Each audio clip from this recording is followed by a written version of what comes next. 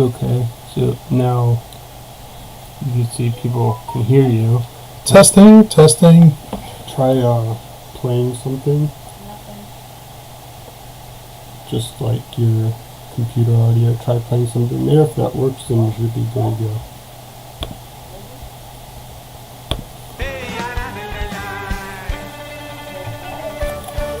Yes. Yeah, seems to be working. Yeah, but how about my...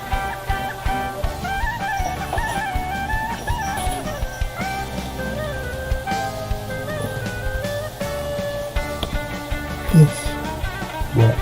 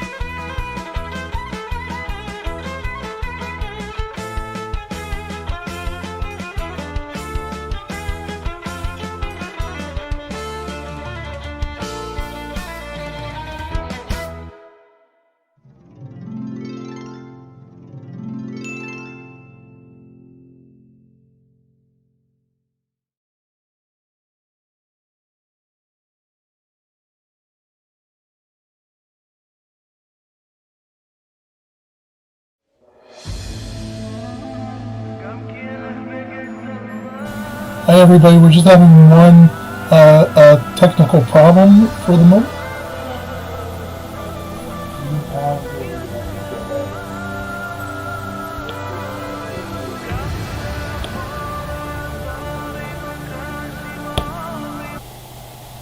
Okay, we're having a technical issue and we'll be starting just in another minute or two. Sorry about this. Is your music too loud?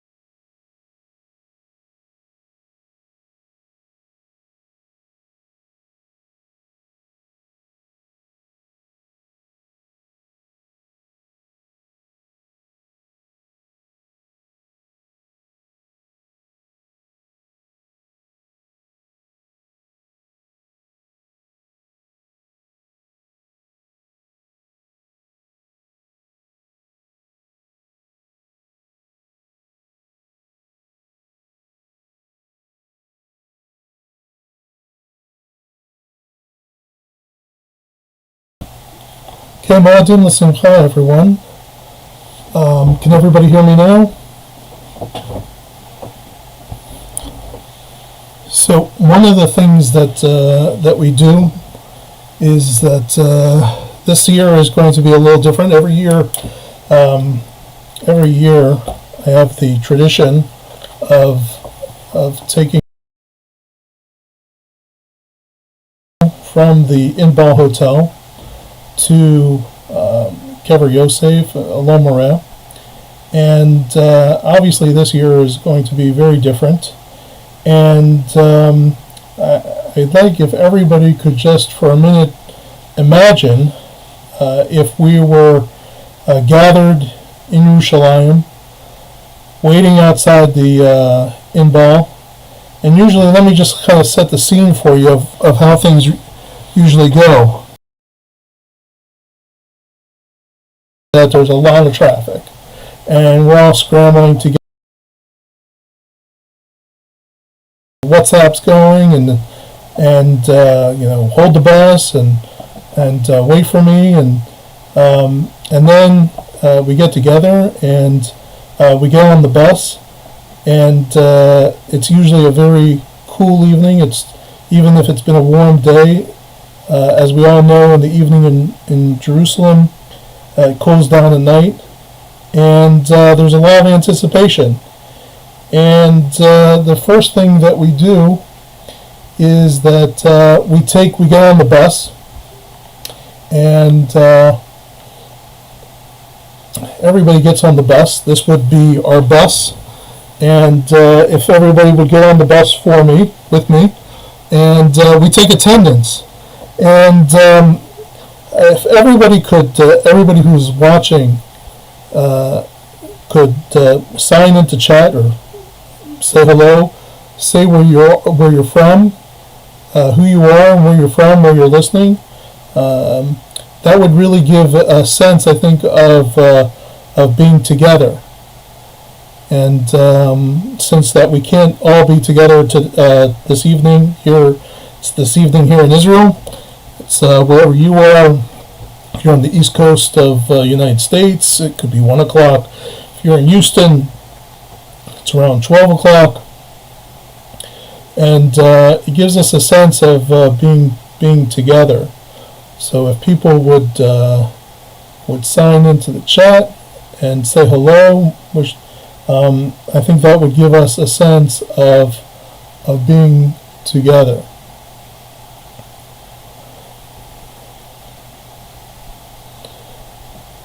Before we get started, I also want to speak about why I'm using this format versus let's say Zoom.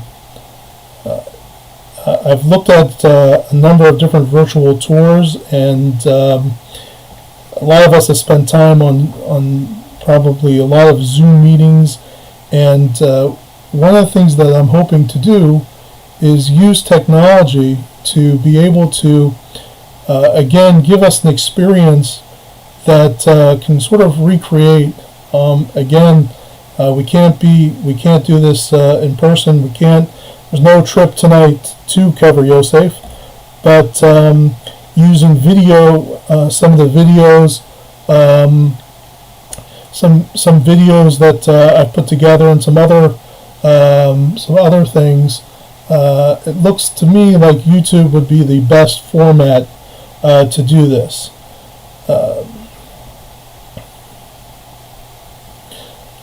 So without further ado, okay, we are going to get started, and we will move along. As everybody on the bus, I hope that everybody's on the bus. Also, again, one of the things that we do is this is obviously we're Chol Hamoed Sukkot, and usually our trip to Kever Yosef really coincides with the Ushpizin of Yosef, and again, it depends on how you count it, how you look at. Some people count tonight. Again, here in Israel, it's already the 6th night of Sukkot, but there are other opinions that Yosef is not the 6th night. But if you hold of a different night and you're in the States, let's say, you're still Yotze.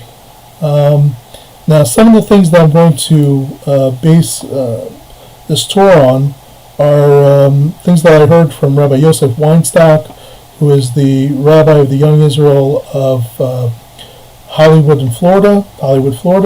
And also I'm using a book called Tribal Lands, written by Tamar Weissman. It's a book about the 12 tribes of Israel, of Israel and their ancestral territories. Two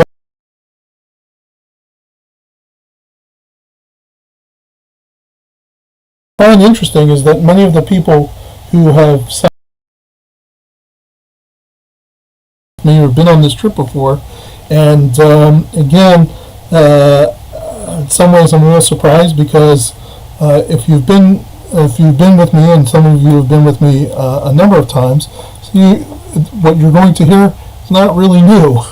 But again, like I say, with technology, we have that affords us some luxury that we don't have when we're traveling at night. So the question is, why is Yosef? What's the connection between Yosef and this time of year, this time period, the Yamim Noraim, Rosh Hashanah, Yom Kippur, and Sukkot? And we probably could go through each one of the Ushpizin, and we could find some type of connection. But I thought that what Rabbi Weinstock talked about in terms of Rosh Hashanah and Yom Kippur was very fitting, and I think that we can connect it as well to Sukkot. Yosef, as we know, is a transformative figure. He is a person that really goes through a big change in life. At the age of 17, he is sold into slavery. He goes from the house of Yaakov. He's sold by, he's almost a prince in the house of his father. He is taken by his brothers. The relationship between his brothers is not good, and we all know the story that his brothers sell him, and he ends up in jail in Egypt, and he then and becomes the number 2 man in Egypt. So one of the things that we learned is that Yosef was actually released from prison on Rosh Hashanah. The other thing that we learned that Rabbi Weinstock said is that that Yosef, according to, there's a sefer called the Sefer HaYovel, the Sefer of the Jubilee. It's not it's something that you would probably look at as maybe as a midrash. So it's not necessarily authoritative, but it does sort of give us some kind of context. And the context is, so again, according to the Sefer Yovel, Yosef was sold on Yom Kippur. And the reason why that Yom Kippur, for generations, the 10th of Tishrei, becomes a day of that we have to afflict ourselves, is really a sense of this atonement that we have to do for the sale of Yosef. And if the other thing is, we know that what does the Kohen Gadol do? The Kohen Gadol takes a goat, and and that is the main sacrifice of the Kohen Gadol. Well, they take to the Azazel, and but what did the brothers do? The brothers killed a goat, and they put his coat, his multicolored coat, into the blood of the goat, and took it to his father, and so that's what's happening in this time period. And Yosef of all the avods, or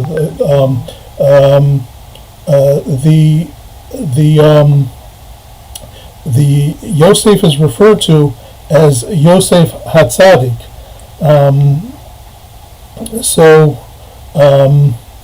So why is Yosef the Tzaddik? Hold on 1 second. Just answering somebody. Okay. So why is he called Yosef Hatzadik? Because again, Yosef was able to forgive his brothers, and again at this period of time, in Yom Kippur, all right, where that's what we're supposed to do. Um, so so Yosef is the epitome of forgiveness. So someone just asked me, when is the tour? So the tour, if you've come expecting that I'm going to actually take you, if I'm going to take you on a tour where we're going to go and I'm going to be driving. That's not the case. I'm just right now we're moving. We'll be moving through different visuals. I'll be using Google Maps, Google Earth, and the first place we're going to go to is Jerusalem. Okay, that's where we're starting out. Now, when we do our tour, again, the tour is something that we're visualizing. Okay, we're using Google Maps to get an idea in the sense of what it would be like to drive or to go out in through the Binyamin area, the Shomron, out to Elon Moreh, and then to Kever Yosef.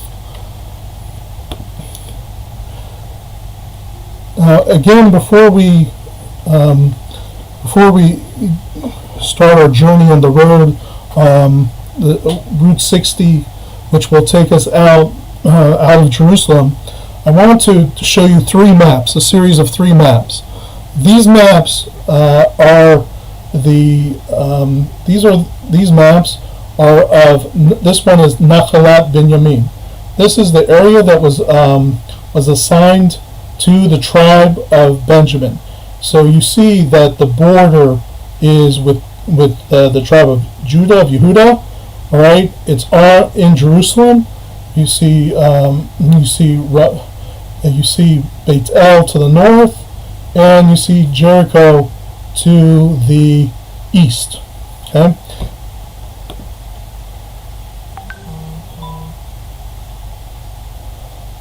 Okay. So the next map is of Ephraim.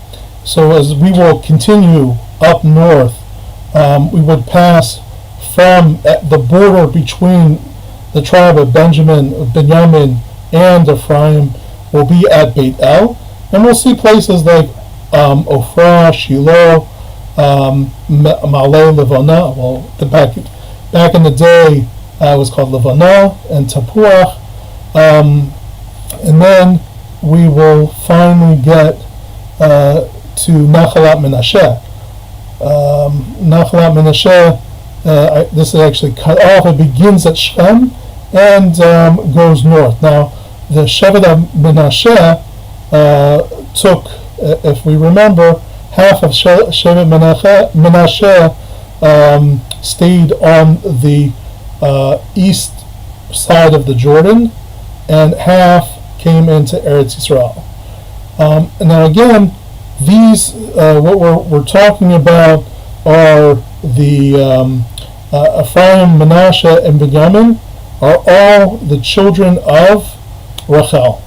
I'm sorry, Rachel. So Yosef is the father of Menashe and Ephraim. Yosef had he split his one tribe, split into two, and there's Benjamin. Now, as we move out we leave Jerusalem. We go out on the highway, and we hit a place right before we get to the settlement of Adam, a place called Kubra Bani Israel. So what's Kubra Bani Israel? This is this area.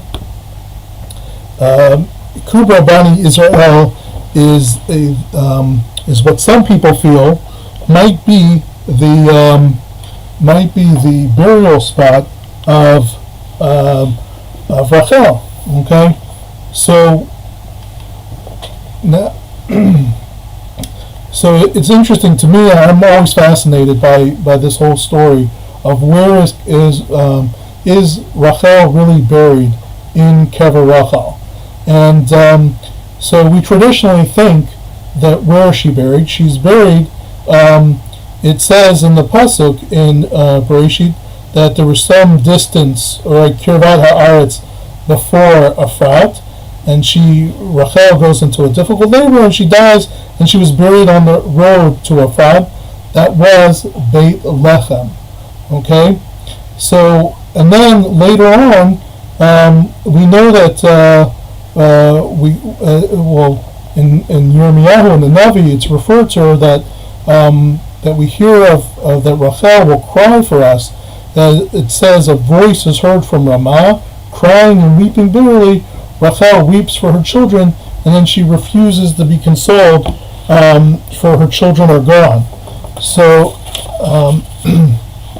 so this is this area, and we'll see a little bit more here of where exactly this is. It's not an easy place to get to. It's right off the highway, on the right hand side. From what I understand, I know people who have been here. It's really not. You have to park somewhere, and you have to hike up, and it's not simple whatsoever. So it's easy to get lost. Now let's pull back here for a second, okay, just to get a little bit more of a perspective.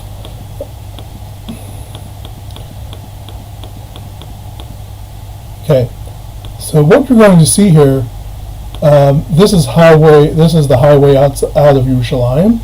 Okay, and we will be taking this highway up towards up north.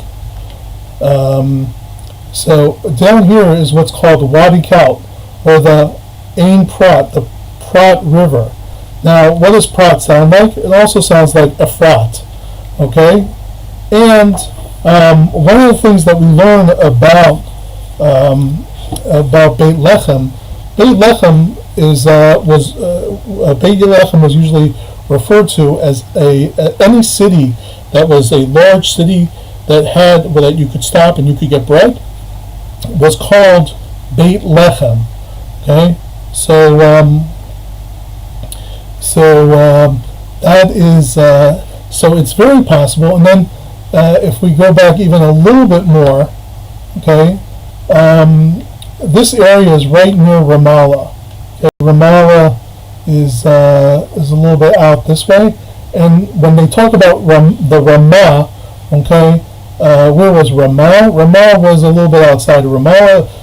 If you've ever been, you've taken 443 from a place like Modi'in. I live in Modi'in. Someone asked, where am I? I live in Modi'in. So you pass what was supposed to be King Hussein's palace. So if you are aware of that place, that area, that's what Ramah is. Okay, so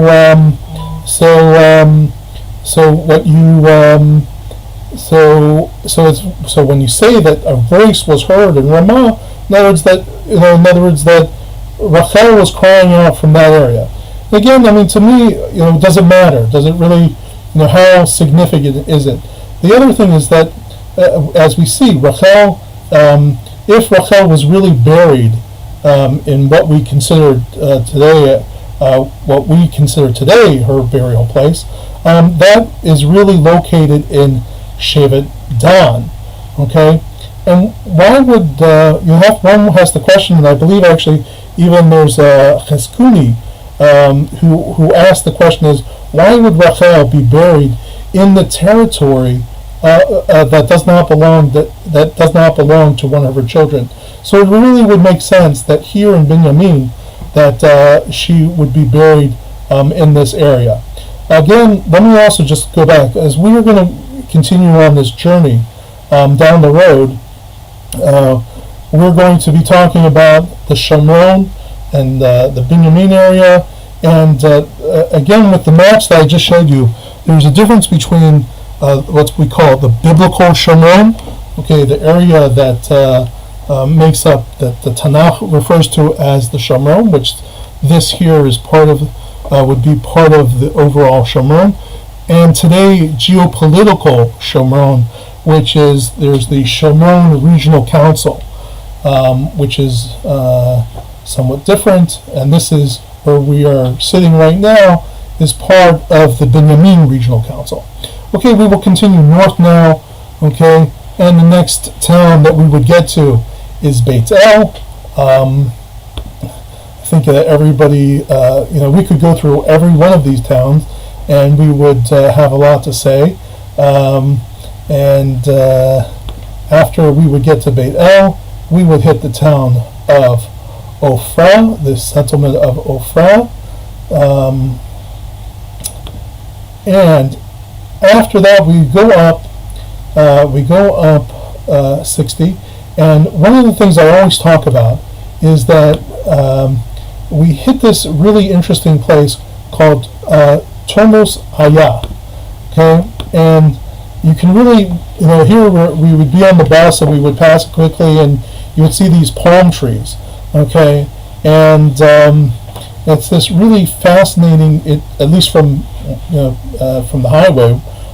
This is actually located in PA territory, and so it's somewhat incongruent to see a town of with a whole bunch of palm trees. You'll see that the houses look very, very nice. Now, what is this town?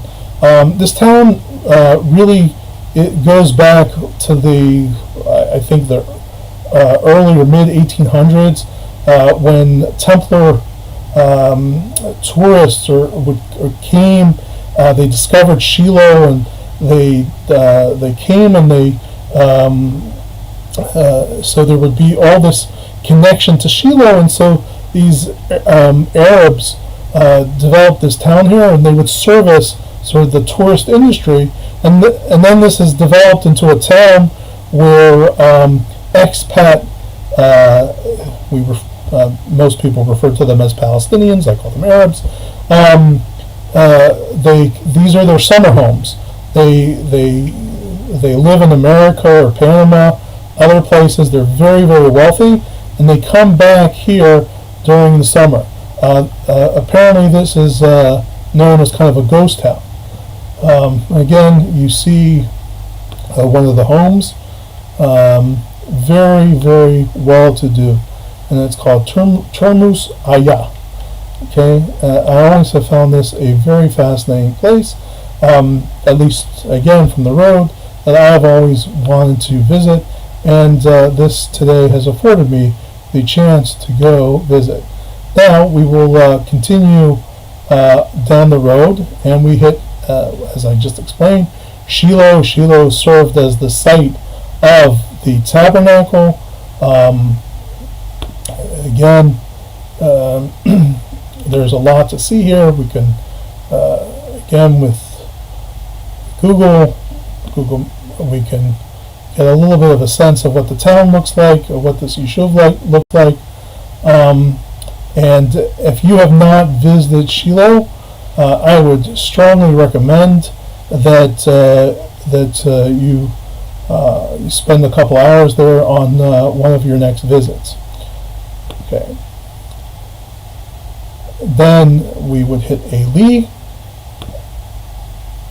and one of the things that I want to do as well, I know I'm kind of skipping around here, is we're going to take a look at Ariel. This would be we would hit one of the entrances to Ariel, and here Ariel is right here. If we pan out a little bit, okay, to give you a bigger perspective of where we are.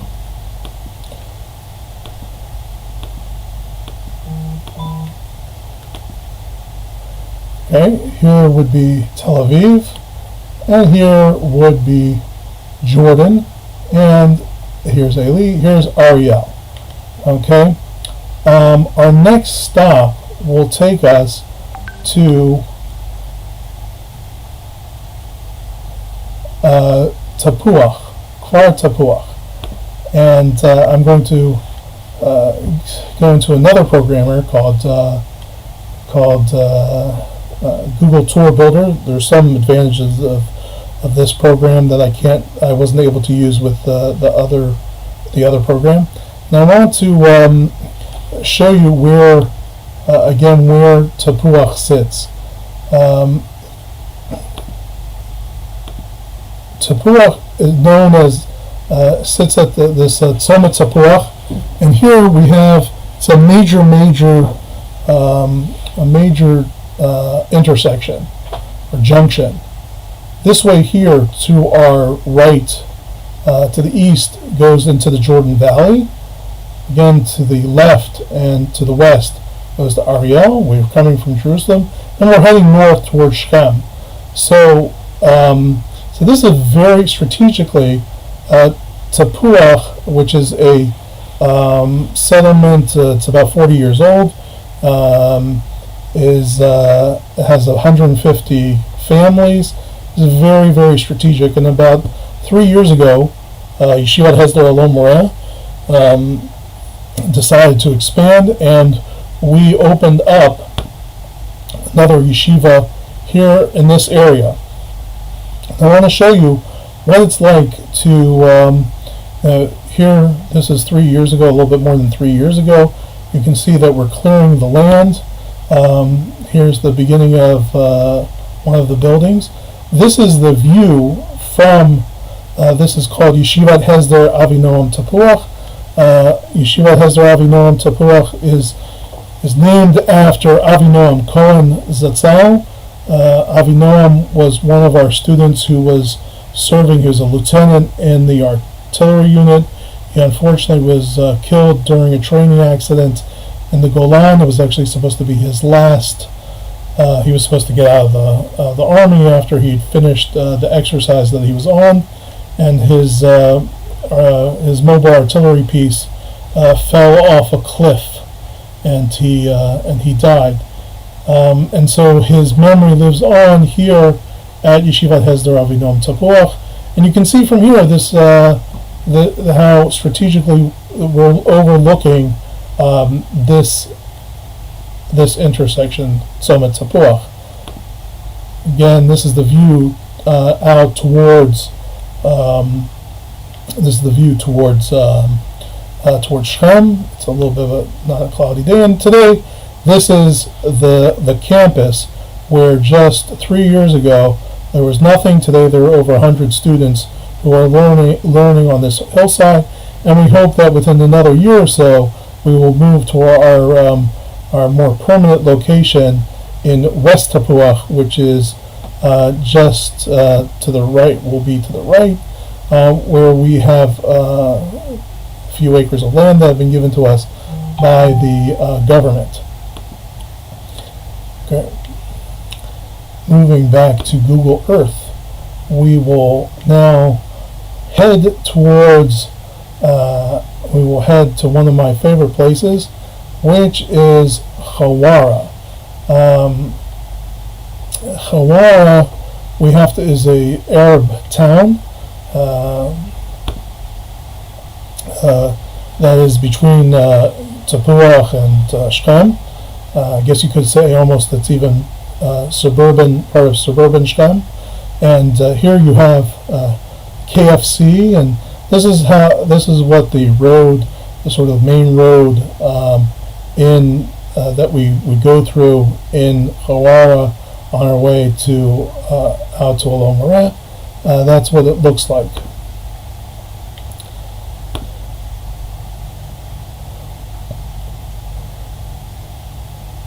So next up, before we get to we would have passed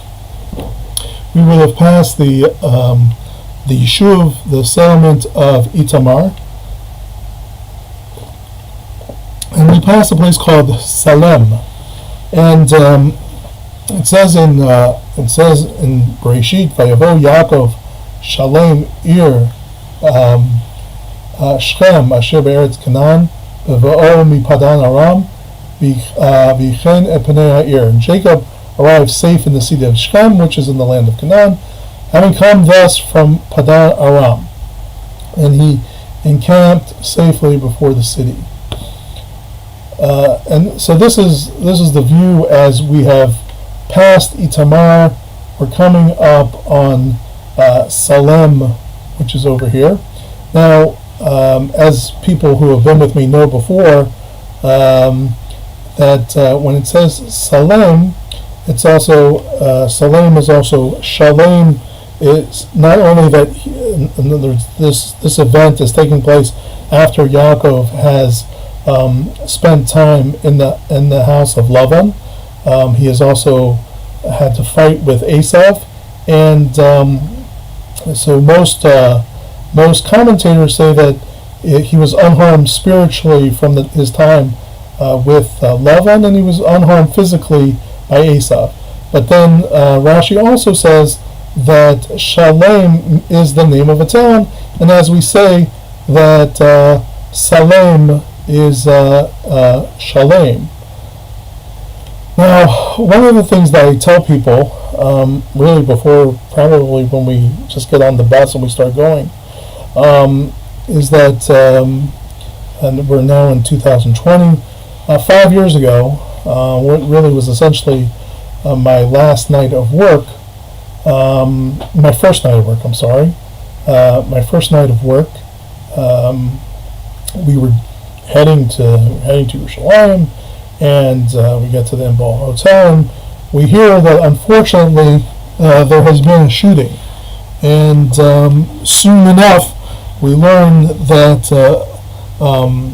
that there have been 2 murders, and we learn the tragic news that Rabbi Eitam Henkin and his wife Naamah were both killed in cold blood in front of their 4 children. And we go on this road. Here's a memorial that has been put up in their memory, where the murder took place. And of course, here are the Henkins who really were killed well before their time. A terrible, terrible tragedy. And today, well, if you're in the States, today is their yard site, and may their memories be blessed, and may their neshamas have an aliyah.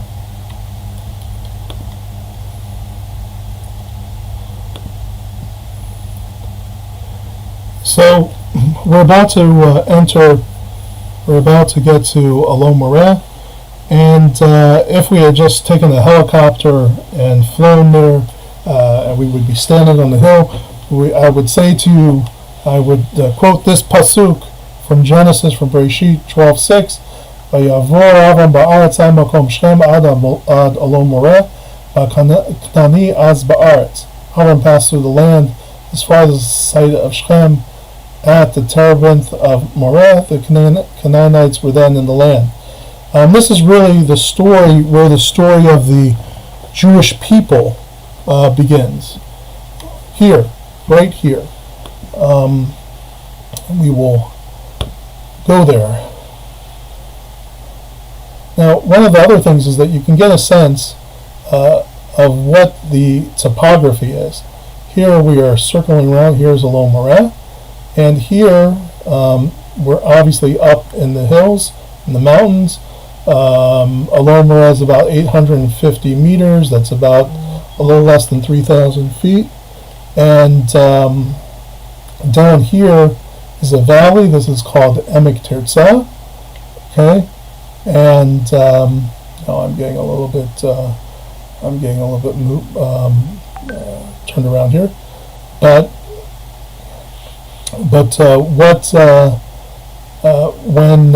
so this is the place here up in Elon Moreh. This is where Avram, the first place that Avram gets to. This is where God promises him that his children will inherit the land. Actually, if you a little bit of a quiz, if anybody knows where the first stop that the first place that he stepped into when he came over, let's say, the border from Canaan. I understand that it was actually in Rosh HaNikra, and then he heads to Elon Moreh. Here we're going to go to Elon Moreh, and here you have a view of the Yishuv. Okay.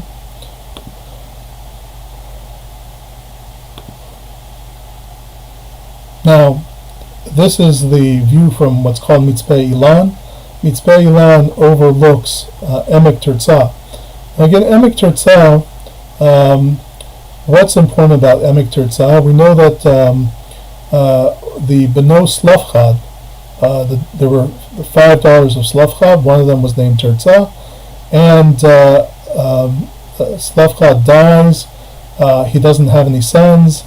The daughters go to Moshe and say that it's unfair, their father dies, and that they would not have an inheritance. So they are given this land here. Now, just a few weeks ago, we read we read about the blessings and the curses. That we're told that when Bnei Israel comes into the land, they will cross over Emek Terzah. They will by Derech Mavo Hashemish. This is called the Way of the Sun.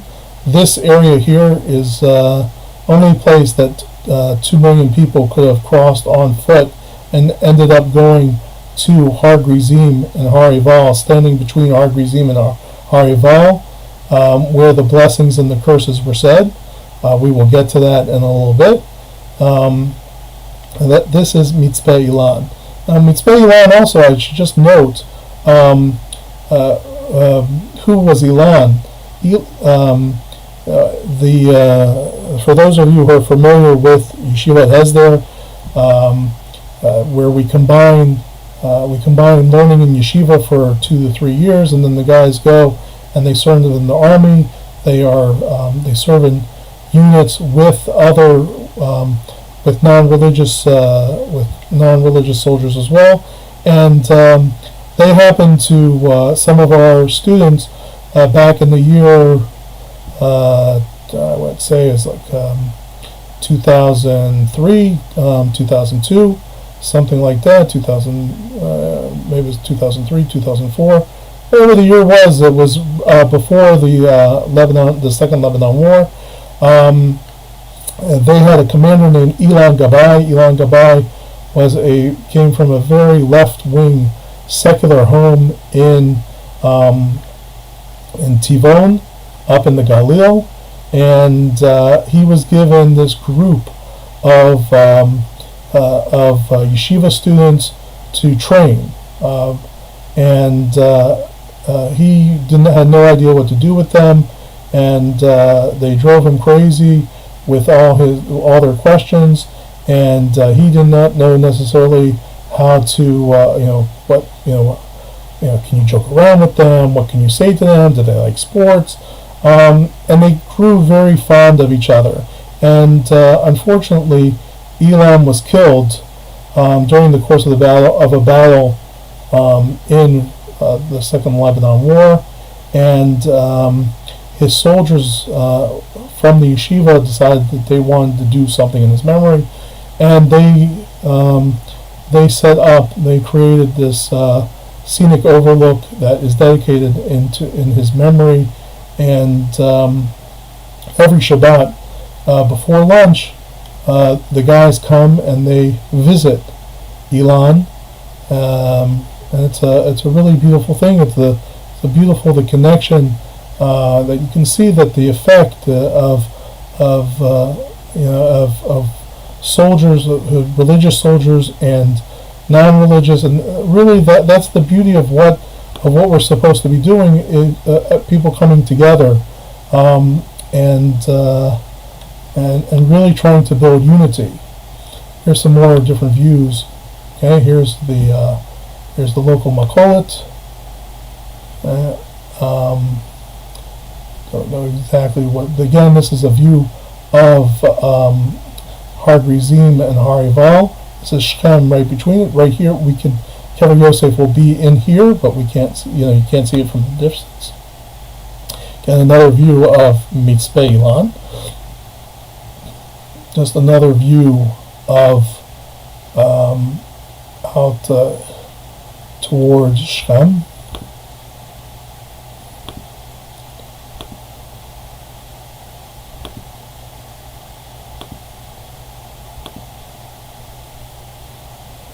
And Mitzvah Elon. On a clear day, you can see to the Hermon, and if the Hermon has snow, it's an added bonus.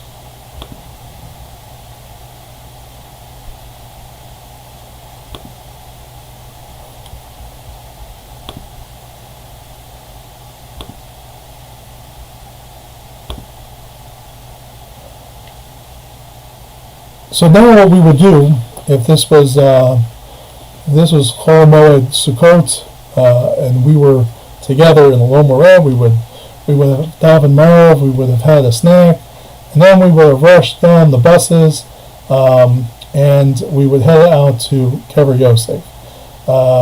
Now, just to give you a perspective that you can't really get when we go there, is here's Shechem. We're in the middle of Shechem. This is where Kever Yosef is. There's a school here. This is an alley. This is actually something called Tel Balata, which Tel Balata is considered the original Shechem. Okay, and interestingly enough, you see how built up Shechem is, but this area was left alone. The PA has done interestingly enough, protected it. I guess there is some kind of holiness to it, or something, that they have some respect for it. We will move back to this other program where I will take you to Kever Yosef.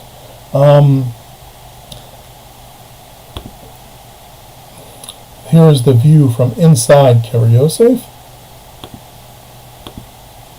Now, what I'm going to do now is I'm going to play a 5-minute video. This video is from a trip that was taken by a group of people and posted on YouTube. The trip was November 6th, 2018, and it really gives you a sense of what it's like to go to Kever Yosef. You'll see the buses. They have these buses that go. They will stop at I think this bus stops in Summit Tapurach and picks up soldiers. There's a whole convoy, and you get a sense of what it's like to go, and sort of what the whole atmosphere is like. So without further ado,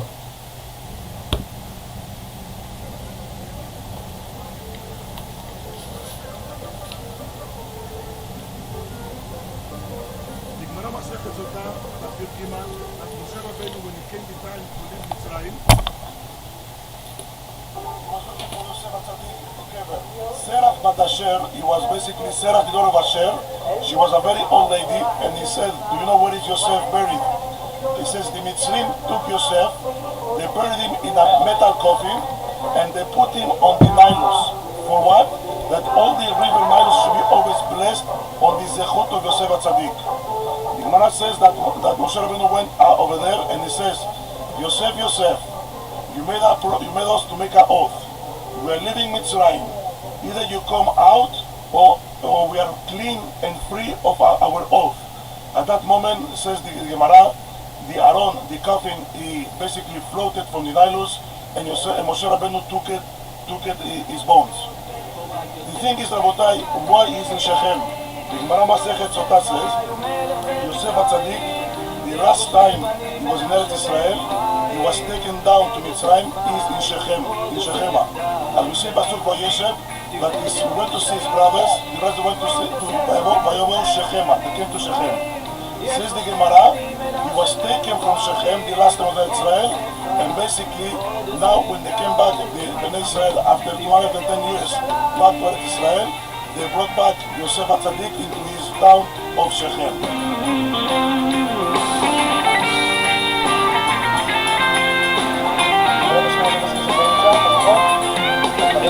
פרח, שר הטבחים מכרו אותו, ישוע כהרף עין שם אותו על כל ביתו. איש קדוש עומד בראש, רוח אלוקים איתו, כל אשר הוא עושה השם מצליח בידו. זולי חשמה הייתה אשת אדונו, מה יצאו חטא ומתן כפרתו וכל צבעי הקשת הפכו צרות. We're going back on the bus, so I don't really know what to say.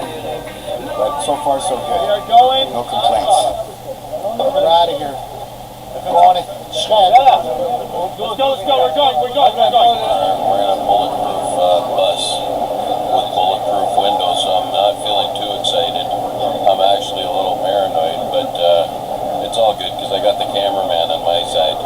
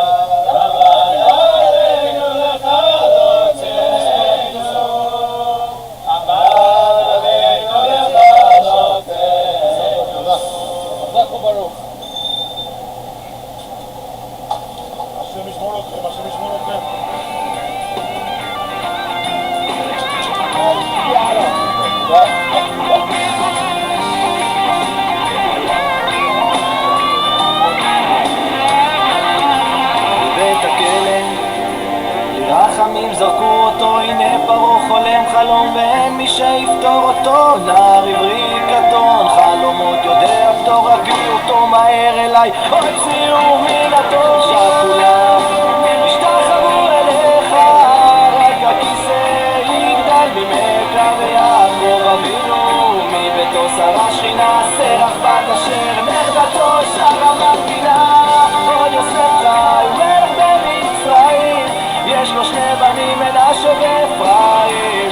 עוד יוסף חי, עוד יוסף די, ברחמים תפדה את ירושלים. עוד יוסף חי ומלך במצרים, יש לו שני בנים מנשה ואפרים. עוד יוסף חי, עוד יוסף די, תפדה את ירושלים. עוד יוסף חי ומלך במצרים, יש לו שני בנים מנשה ואפרים.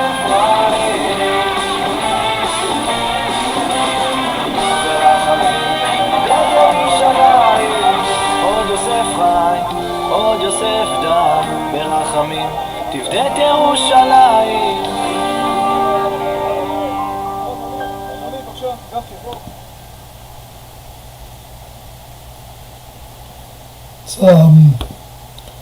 It's really a special, it's a very special atmosphere to be able to go into Kever Yosef, to be able to dive in there, to dance, to get a little chant.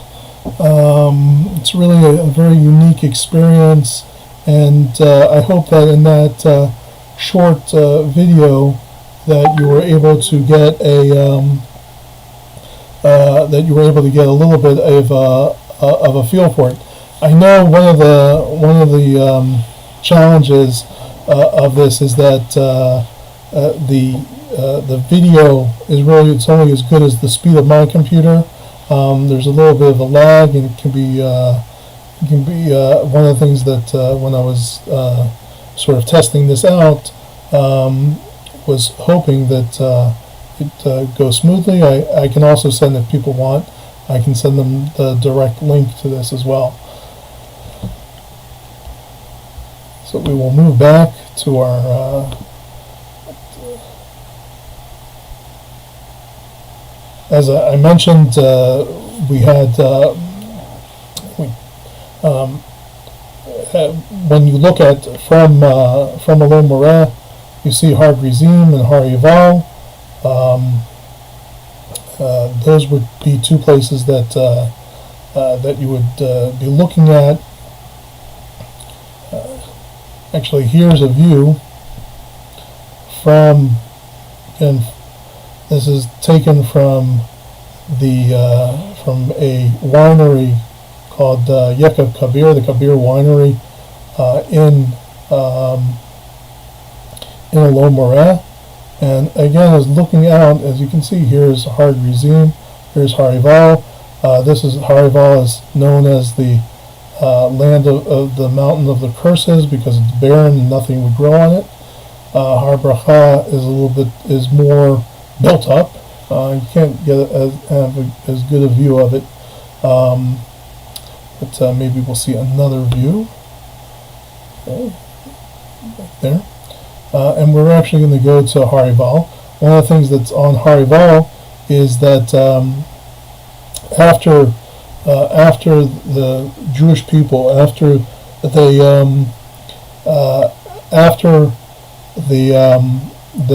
blessings and the curses, and the Jewish people re-accept the Torah, Yeshua builds a mizbeach. It's called Mizbeach Yeshua, and he offers sacrifices to God. And they have found up here the remnants of what they believe is Yeshua's mizbeach, and also remnants of a wine press. If we go back here to this, we talk a little bit just about wine growing or grape growing or grape wine production in Elon Moreh. We have two wineries in Elon Moreh, and it's very interesting because there's a pasuk that says that you will build or you will plant many vineyards in the Shomron, and I'm pleased to say that this Yekev Kabir is an award-winning winery. One of the years we've actually gone there and we have done a wine tasting.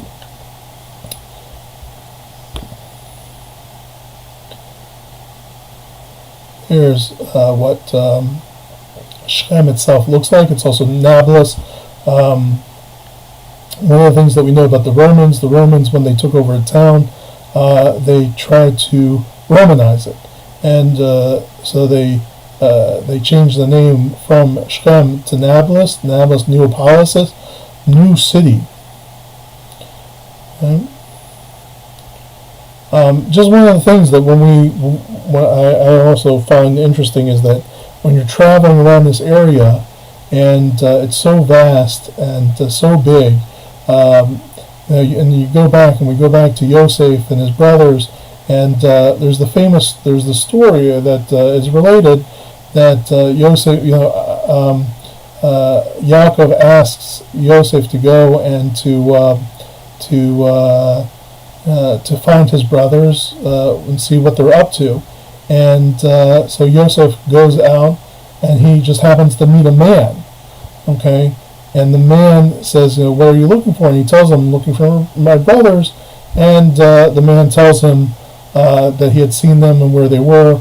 And given how vast an area this is, it just seems kind of random that that Yosef would just by chance run into another person. Again, before we end, what I'm going to do is show another video. Again, this video is a video that I came across. I think it's very interesting.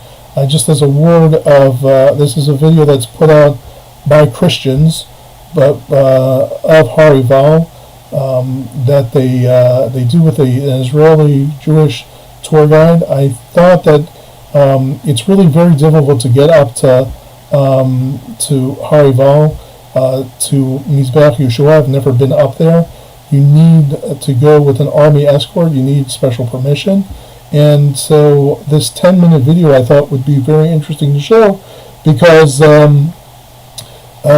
it's really unique. It really is fascinating and has some really beautiful scenery.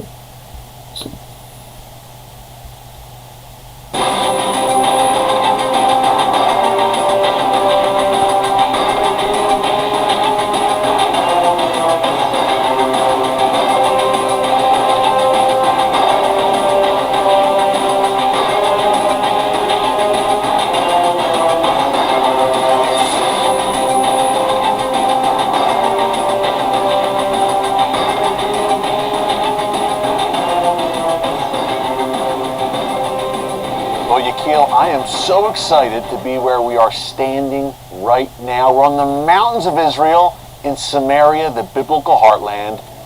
What is this structure right behind us?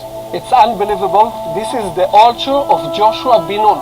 Here they gathered together all the tribes, the 12 tribes of Israel. 6 stand on this mountain, on Gerizim mountain. The other 6 stood here. And this is Mount Ebal. This is Mount Ebal. From the Bible. From the Bible. Gerizim and Ebal. And here stood the first time of the tabernacle. They put it here. The Ark of the Covenant also stood here. And the holy priest used to sacrifice the animals that they are allowed and pure to eat on this structure. This altar, Yakil, 3,300 years old, by the way. Joshua's altar. Joshua ben Nun, son of Nun, as you said. Not only was the altar here with the sacrifices, this is sacred ground we're standing on. The Ark of the Covenant and the tabernacle, and probably 1 million Israelites standing all around. Yes, they used to do the ceremony that Moses commanded them just a few years before. You will cross the Jordan River. You will go just ahead straight to this mountain, and on Ebal mountain you will build the altar. You will sacrifice the animals as I command you, and you will take the stones that they are onion stones. It's not allowed that the iron tool will touch on them. The Bible says that, right? God commands the people of Israel. These must be unhewn stones. No iron tools were used on them. And hey, they look pretty unhewn to me. Yes, they are natural stones. Yes, they just pick them up from all these mountains and they build it together. I don't know, maybe 1,000 people, maybe more than 1,000 people just walk together and build this amazing altar. And after this, it was a sacred moment of the people. It was one of the sacred sites, and they used to use this altar even more than 100 years. God gives a command to build this altar. For the people at home who might not understand the animal sacrifices of the Old Testament, explain why God commanded Joshua to build this altar as on Mount Ebal, as is described in the book of Deuteronomy and the book of Joshua. They have commands in Deuteronomy and also in Joshua, verses that explain them how to build this altar. And it say to them, you can't take an iron tool and touch the stones. They need to be onion stones. This is the first command. The other command that they got from God. From God. It's coming from the top. Coming from the top. You can't use iron tools. Why? Because the iron tools give you a death. And the altar will bring the life for all the humanity, not only for the Israelites, for all the humanity. Israel is a light unto the nations. Yes, definitely. This is the purpose of the altar. And when you are coming and sacrifice, you can't go on steps when you go and sacrifice for me. You need to have a ramp. And here, as we saw, you have 2 ramps. And these ramps, the priest used to go on the ramp and to climb to the top of the altar, here, just here. And in that rooms, we have 4 rooms inside. They butcher the animal, even it was a sheep, cattle, or a goat. If we go back to this altar, and about the findings that we find here, or Adam Zartal found here. Yeah, tell us about that. Tell us how it was found and how he kind of uncovered it and how they came to the conclusion That it's here. that this was Joshua's altar. It was a survey. After the war of 67, Israel understand that there is opportunity to find our ways, yes, to find these ancient sites of the Israelites in the Samaria and in Judea.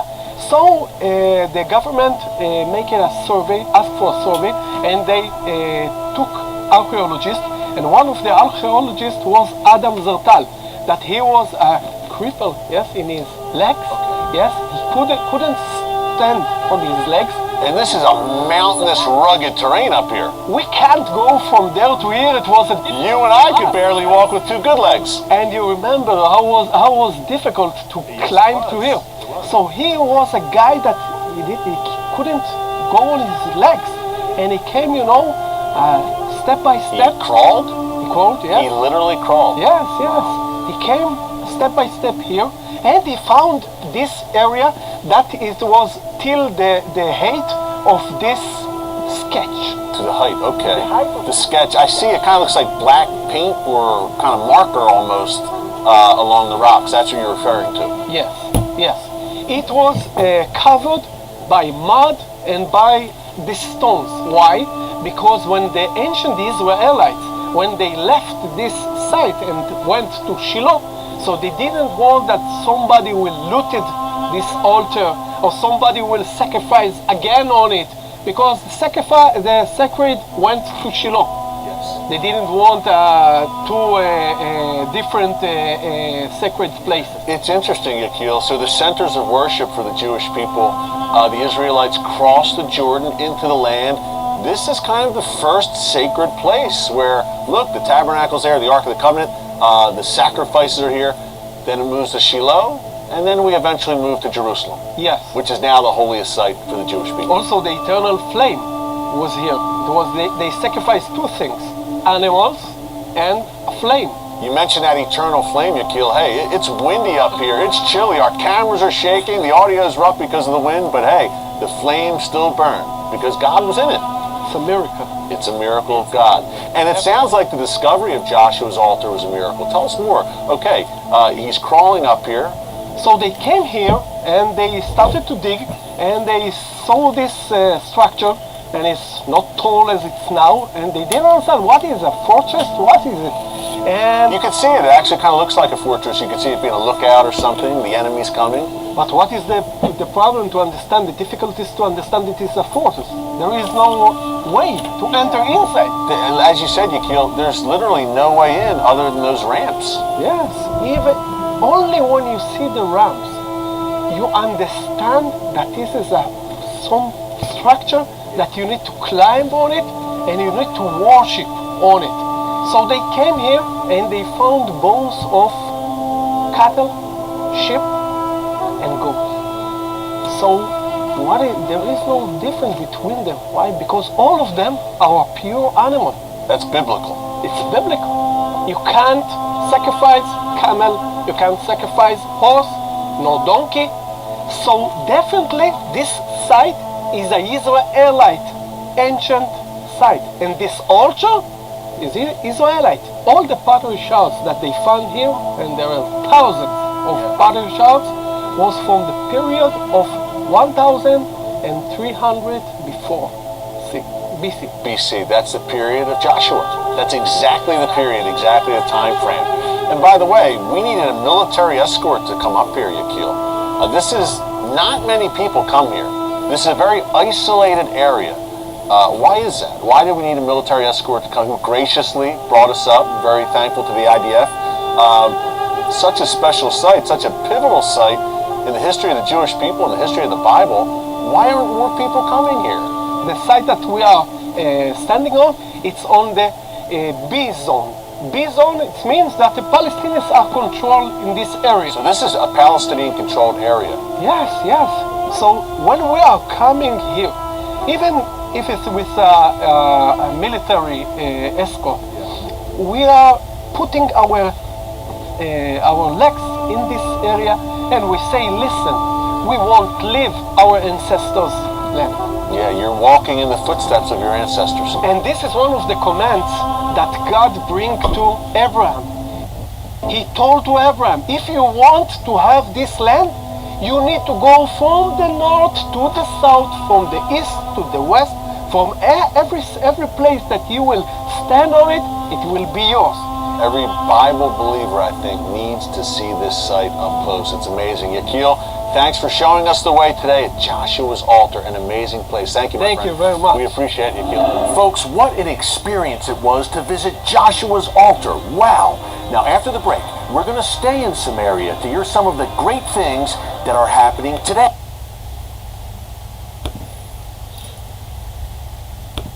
Okay, again, I thought that it's a really great video. It's very informative. You really get to see something that really most of us don't get to go to, and it's really the photography is phenomenal, and it gives you a perspective of what they found up on Har Ebal. And so at this point, I think this is really sort of the end of what I had prepared in terms of a formal presentation. Let me just see one thing here. Just going to go. Is anyone still with us? Okay. One of the things that I had prepared was the. I also have a map of the deal of the century. I don't know if anybody would want to just see a map of that. If you do, maybe type something in the chat, and I could take a quick look at that. I also see that there's a lag between my talking and what you are seeing.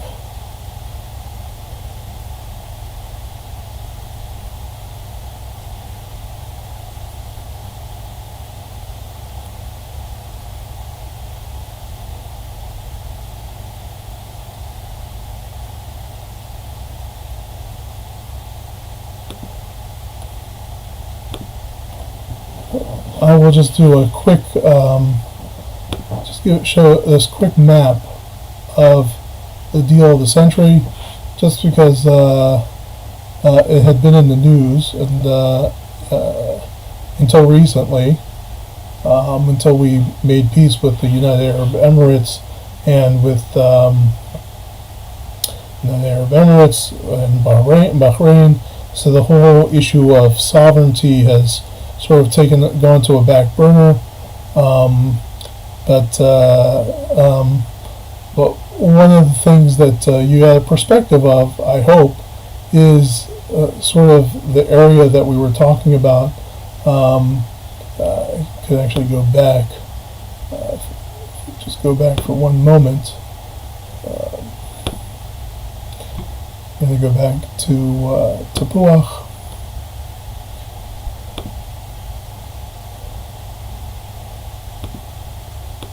And we'll go back out.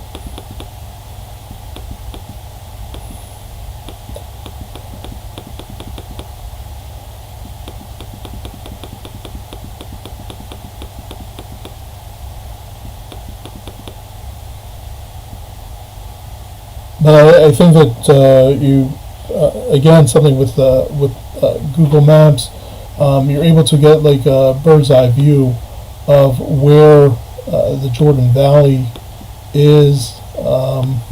One of the things that was much discussed around the deal of the century is places, let's say places like Elon Moreh, like Hebron, and how access would be to them.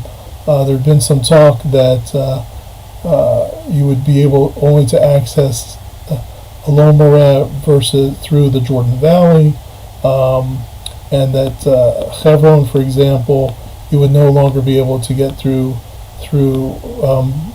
from Jerusalem, but you would have to go through Beersheba. For now, all this is on the back burner, and this is probably a discussion for another day in terms of the pros and cons of sovereignty, not sovereignty, but certainly we're, from my perspective,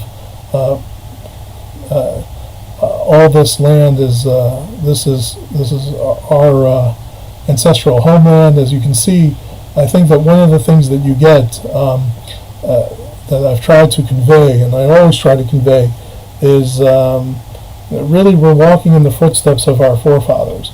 Again, the story of Elon Moreh, story of our people, starts in Elon Moreh, but as we leave Jerusalem, we see step after step after step history of our ties to this land. We see our ties go back. Our roots are here.